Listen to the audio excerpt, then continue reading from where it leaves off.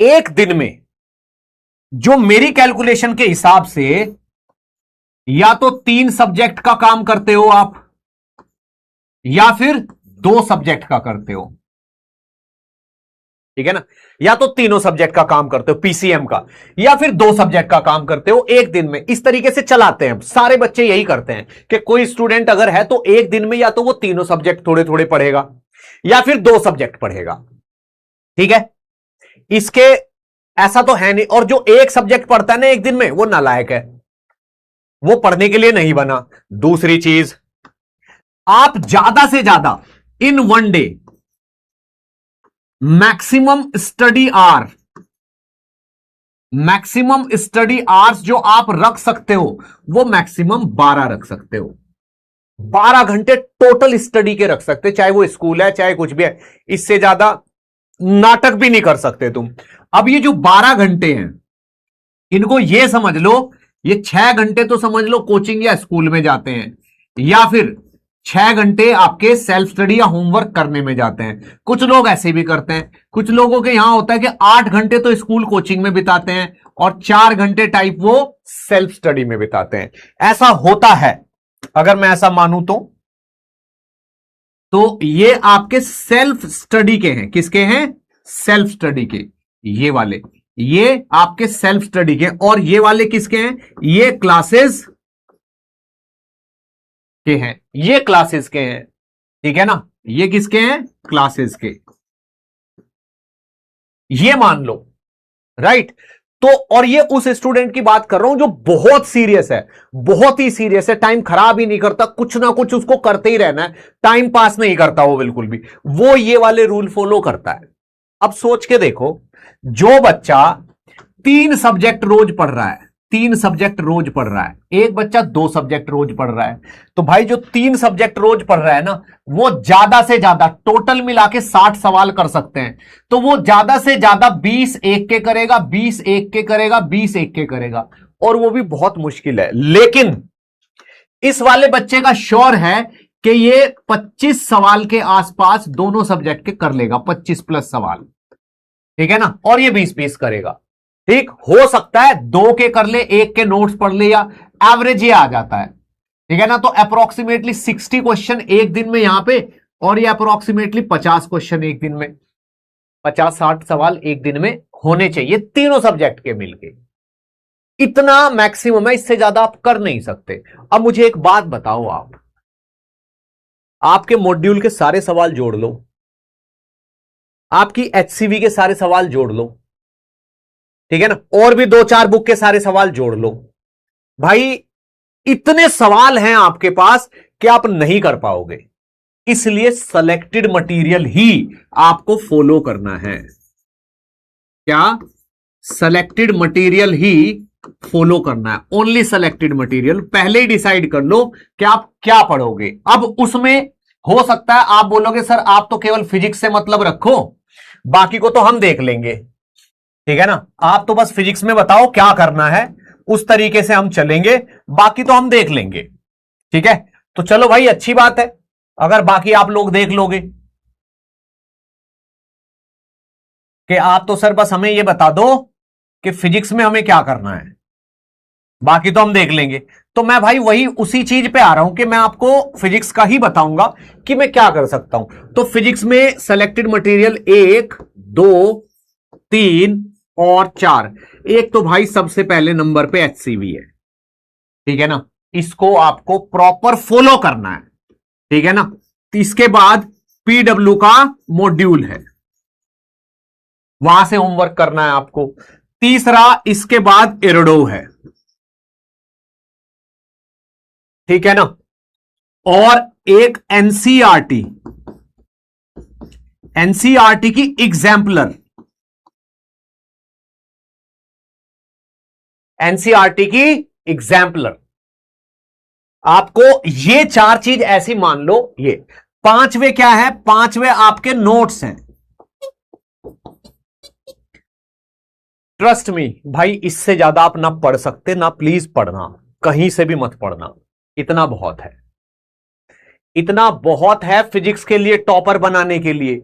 अगर ये सब कर लोगे ना तो मैं कह रहा हूं ऑल इंडिया रैंक 100 के आसपास आएगी आपकी।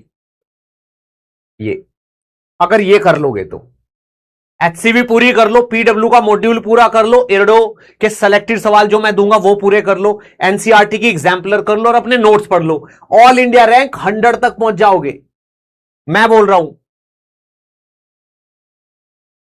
ठीक है सर, नोट्स के क्वेश्चन वापस करने, यस, जब तक आपको कोई सवाल आ ना जाए, ठीक है ना, उसको एक दो बार तब तक करना है।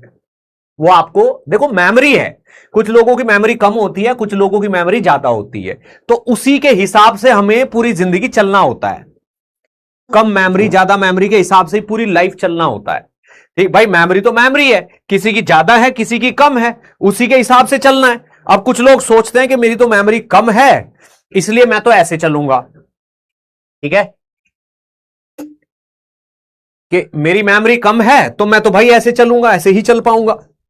ठीक, जबकि मेमोरी कम होना या ज्यादा होना, ठीक है ना, सक्सेस के किसी पहलू को नहीं दिखाता, ना किसी चीज को कंट्रोल करता। मेमोरी कम है तो उसका पढ़ने का तरीका कम मेमोरी वाला ही होता है, इसकी मेमोरी ज्यादा है तो उसका तरीका ज्यादा मेमोरी वाला होता है।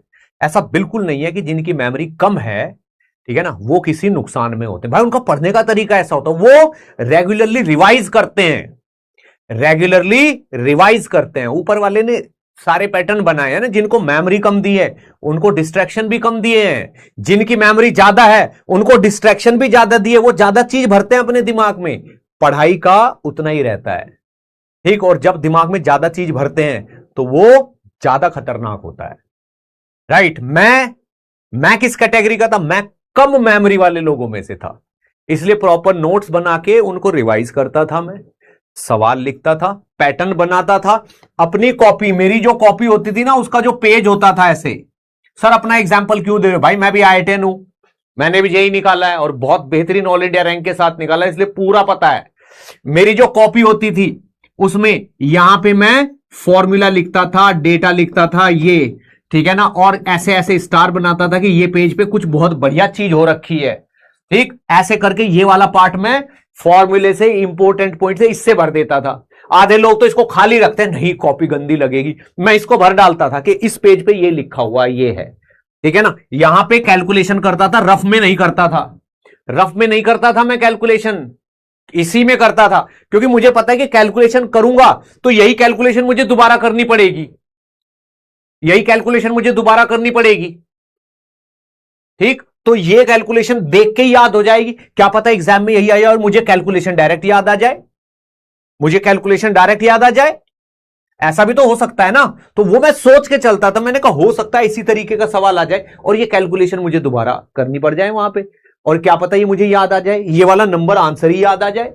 तो मैं इस कॉपी को बहुत बहुत अच्छे तरीके से बना के रखता था। राइट, हाँ, तो मैं इसीलिए बोल रहा हूं कि भाई आप एक लिमिट में ही पढ़ सकते हो, तो अपने आप को पहचान लो, सॉर्टेड रहो, कंफ्यूज मत रहो, सॉर्टेड रहो कि भाई मुझे इतना करना है, मैं ज्यादा लालच में नहीं आऊंगा, ठीक है ना। क्वेश्चन का लालच नहीं करना है आपको, क्वेश्चन का, ज्यादा क्वेश्चन का, ठीक है ना, ज्यादा क्वेश्चन का लालच नहीं करना कि मैं बहुत नंबर ऑफ क्वेश्चन ज्यादा करूं। भाई एक मटेरियल पकड़ के कंप्लीट करो उसको, कंप्लीट, एक मटेरियल पकड़ के कंप्लीट करो। आजकल स्टूडेंट से ज्यादा टीचर भयावह स्थिति में हैं, वो ज्यादा गड़बड़ कर रहे हैं। वो क्लास में इंटरेस्ट मेंटेन रखने के लिए रिपीटेड क्वेश्चन बहुत करा रहे हैं, ताकि बच्चे को क्लास में एहसास हो जाए, अरे मुझे तो आता है, मुझसे तो हो रहा है, देखो मैंने कर दिया। भाई वो क्लास में इंटरेस्ट मेंटेन करने के लिए बहुत सारे रिपीटेड चीजें कर रहे हैं, वो नुकसानदायक है। ज्यादा क्वेश्चन का लालच नहीं करना, ये मैं बोल रहा हूं आपको। नंबर ऑफ क्वेश्चंस, ठीक है ना, लिमिटेड ही होते हैं, लेकिन हर टाइप का सवाल होना चाहिए, ऑल केसेस, ठीक है ना। तो यहां पे ऑल केसेस ये करना है, ज्यादा क्वेश्चन का लालच नहीं करना। आप ये सोच लो कि क्या हम सारे केसेस कर चुके हैं सवालों के, वो जरूरी है, हर टाइप का सवाल होना जरूरी, हर एंगल से देखना जरूरी है। इसलिए लिमिटेड मटेरियल रखो और उसको पूरा करो। जैसे HCV है ना, इसको कंप्लीट करो। PW का मॉड्यूल है, उसकी एक्सरसाइज 1 2 3 पूरी करो, चेक योर अंडरस्टैंडिंग पूरी करो, उसको पूरा करो। इरडो के जो सिलेक्टेड क्वेश्चन है उनको पूरा कर लो, एनसीईआरटी के एग्जाम्पलर को पूरा कर लो, और भाई नोट्स पूरा कर लो। भाई ऑल इंडिया रैंक 100 आएगी। कितनी? 100, इसके आसपास ही आएगी। ठीक, और ज्यादा शॉर्टेड रहोगे, ज्यादा सॉर्टेड रहोगे, कम कंफ्यूज रहोगे, बिल्कुल रास्ता साफ दिखने लगेगा कि यार अब सही है। देखो, और लिमिटेड टाइम में ही सारे काम हो जाएंगे। उतने ही 24 घंटे आपके पास हैं, उतने ही 24 घंटे ऑल इंडिया रैंक के पास होते हैं। ठीक है ना? आपको यही करना, फेक स्टडी नहीं करनी। क्या? Fake study. ज्यादा क्वेश्चन के लालच में आपकी जो स्टडी है ना, वो फेक हो जाती है। फेक स्टडी का मतलब जो चीज आती है, जिसे कर सकते हो, जिसको कर सकते हो आप, उसी को कर रहे हो, उससे बड़ा नुकसान कुछ नहीं होता। अरे सर, मेहनत बोलते हैं उस चीज को, बेवकूफी बोलते हैं उसको। जो चीज आपको आती है, कर सकते हो, उसको फिर कर करके देख रहे हो, क्या मतलब है उसका? अच्छा सवाल करो जिसमें हेकड़ी निकल जाए, बढ़िया चीज करो जिससे 4 बातें और समझ में आए। समझ में आया? भाई जो IIT है ना, ठीक है, जो IIT की तैयारी है, तैयारी, उसको 2 तरीके से देख सकते हो आप। या तो आप उसको हॉस्पिटल टाइप ट्रीटमेंट ले सकते हो, या एक ट्रेनिंग सेंटर मान सकते हो। 2 चीजें हो सकती हैं। एक तो हॉस्पिटल के नजरिए से देख सकते हो कि भाई मेरी बीमारी है वो ठीक कर दो तो मैं IITian बन जाऊंगा, या फिर एक ट्रेनिंग सेंटर की तरीके से देख सकते हो कि भाई नए नए स्किल सीखने हैं, नई नई चीजें सीखनी है, तब IITian बनूंगा। कौन सा सही है तरीका? बताओ मुझे, कौन सा तरीका सही है? क्या IIT की तैयारी को हॉस्पिटल मानना सही है? क्या IIT की तैयारी करेंगे तो अपनी बीमारियां दूर करेंगे, या उसको ट्रेनिंग सेंटर मानना जरूरी सही है? भाई ट्रेनिंग सेंटर समझो उसको कि ट्रेनिंग लेंगे हम, हमें जो आता है ठीक है, हम तो नई नई चीजें सीखेंगे, अप्लाई करेंगे, सीखेंगे, अप्लाई करेंगे, सीखेंगे, अप्लाई करेंगे। इस सोच के साथ पढ़ाई करो। इस सोच के साथ नहीं, यार मुझे ये नहीं आता यार, पहले ये बीमारी ठीक करूंगा। सोच, थिंकिंग, ये IIT की तैयारी को किस थिंकिंग के साथ करना है, ये जो सोच है ना, इसको ज्यादा रिफाइन करो। एक तो आपको वो थिंकिंग डेवलप करनी है कि यार मैं तो ट्रेनिंग सेंटर में हूं, मुझे को तो नई नई चीजें सीखनी है और उनको अप्लाई करना है, राइट? तो एक्ट लाइक अ ट्रेनर। क्या आपको कोई ट्रेनर के साथ हो, आपको ट्रेनिंग दी जा रही है, ट्रेनी, आप ट्रेनी हो समझ लो।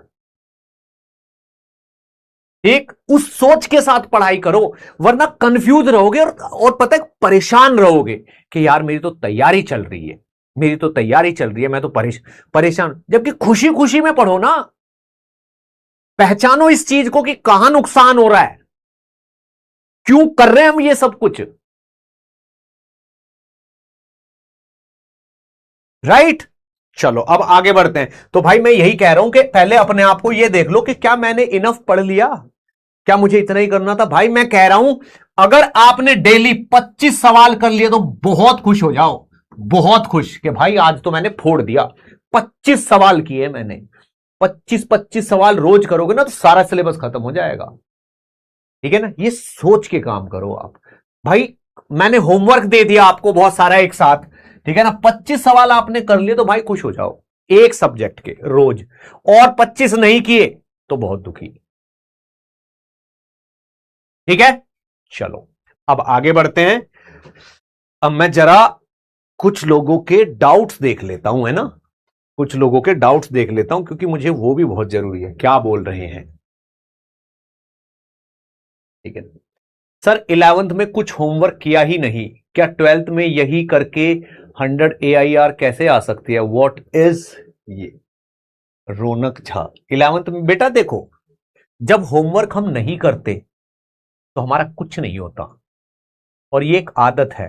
हम आगे लाइफ में भी होमवर्क नहीं करेंगे, तो जहां हम नौकरी करेंगे ना, वहां भी हम फिसड्डी रह जाएंगे, कोई अप्रेजल नहीं होगा। ये तो हैबिट है, होमवर्क ना करना इज हैबिट। वो आदत लाइफ टाइम चलती है, उसको उसको तो कोई देखो, जो होमवर्क नहीं करता उसको तो पढ़ना भी नहीं चाहिए, ठीक है ना। उसको तो कुछ अपना आगे तक का फ्यूचर सोच लेना चाहिए, क्या करना है। होमवर्क तो बहुत जरूरी है।